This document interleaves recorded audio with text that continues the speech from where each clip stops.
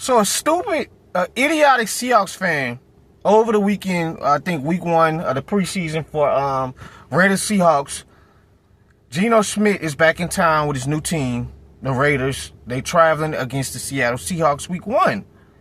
He come out the tunnel to get ready for the game, Geno Smith that is. He spots a stupid sign that says, "Who's a bigger bust, Jamarcus Russell or Geno Smith?" Are you dumb? You gotta be dumb, bro. First of all, Geno Smith, he's not even a first-round draft pick. So what are you talking about? What are you talking about, bro?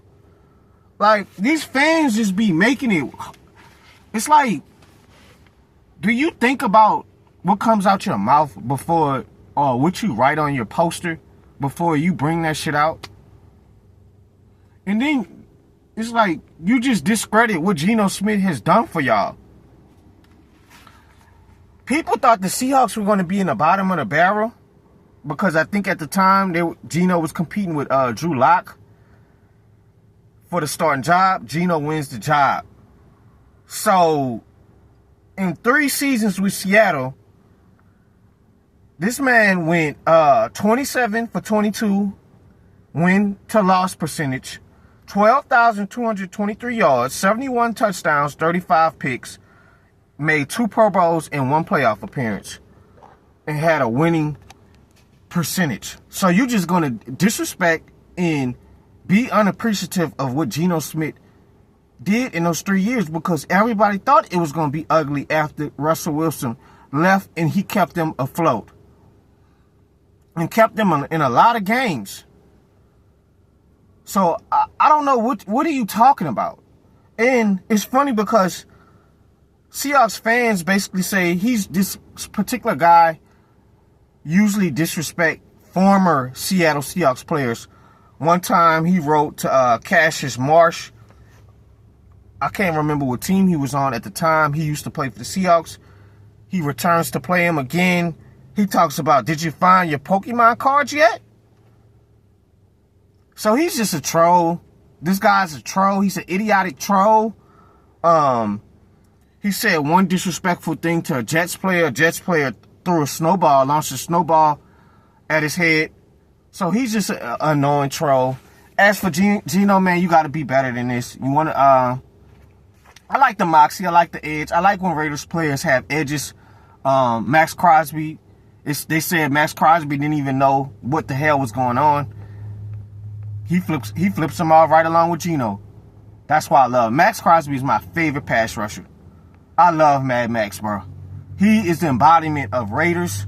But at the same time, Geno, we want you, set a good example, At the end of the day, as a quarterback, as a black quarterback that is, you're going to kind of be put on a microscope. So kind of, learn how to just ignore that because you'll be arguing with these idiotic fans all day long. Because I'm sure he probably ain't the only one in that crowd feeling that way probably about you, bro. And for the Seahawks fan base, they seem like a good fan base. So it's bad eggs everywhere in every fan base, bro. So this is not an indictment as a whole fan base for them, but don't get into no shout matches with these dudes, bro. It's no point. They're going to put you on a microscope, act like you're the problem, but not blame the fan of him being an idiotic. Jamarcus Russell was a bust. One of the most generational busts of all time. So I don't know what the hell this guy's talking about. I don't know who bigger bust out of him or Ryan Leaf. So this is not even a comparison. Geno wrote his story again for himself. Like he said, everybody write him off. He had to write back. Had a resurgence, a comeback story. Geno had a rocky start to his New York Jets career, like any other New York quarterback that played with the Jets. And it started after the Chad Pennington era. Really after when the Mark Sanchez era started, that's when the quarterback shit went all the way downhill. You could say Brett Favre. So, I don't know what this guy's talking about. Geno made himself back into, us to pay attention to him. And I'm very proud of the resurgence he has had. It got off to an ugly start, bounced around. I think he went to the Giants. I think he went to the Chargers one year.